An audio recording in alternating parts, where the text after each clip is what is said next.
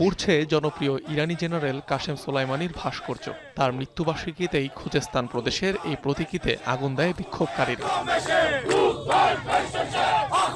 বৃহস্পতিবার পঞ্চম দিনে প্রবেশ করে ইরানের সরকার বিরোধী বিক্ষোভ।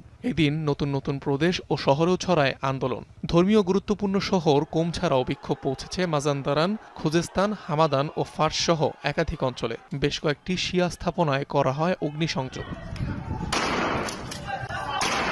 অন্তত 5 শহরে বিক্ষোভকারীদের ওপর গুলি চালায় বিপ্লবী গার্ডের অধীনে থাকা আধা সামরিক বাহিনী, যাতে ক্ষোভ ছড়ায় কয়েক গুণ। দেয়ালে দেয়ালে খামেনি বিরোধী স্লোগান লিখে শিক্ষার্থীরা জানায় প্রতিবাদ। রাজতন্ত্র পুনঃপ্রতিষ্ঠার দাবিও তোলেন আন্দোলনকারীরা। এদিকে আলোচনায় বসার আহ্বান জানালেও সরকারের সেই প্রস্তাবকে প্রত্যাখ্যান করেছে বিক্ষোভকারীরা। চরম মূল্যস্ফীতি এবং লাগামহীন ব্যয় বৃদ্ধির প্রতিবাদে রোববার শুরু হওয়া ব্যবসায়ীদের এই বিক্ষোভ কর্মসূচি ছড়িয়ে পড়েছে ইরানে, যাতে যোগ দিয়েছে ছাত্র জনতা। অনিক রহমান, যমুনা নিউজ। এবার ইরানের সরকার বিরোধী বিক্ষোভকারীদের সরাসরি সহায়তার ঘোষণা দিলেন মার্কিন প্রেসিডেন্ট ডোনাল্ড ট্রাম্প।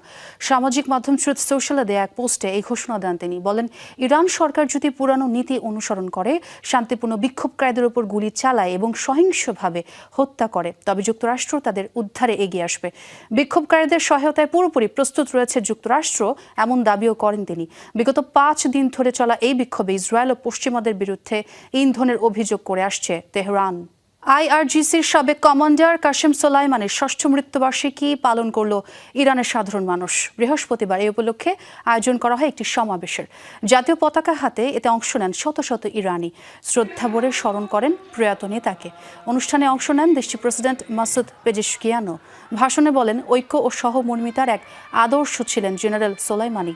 62 বছর বয়সী এই নেতা ছিলেন তেহরানের সবচেয়ে প্রভাবশালী সামরিক কমান্ডার।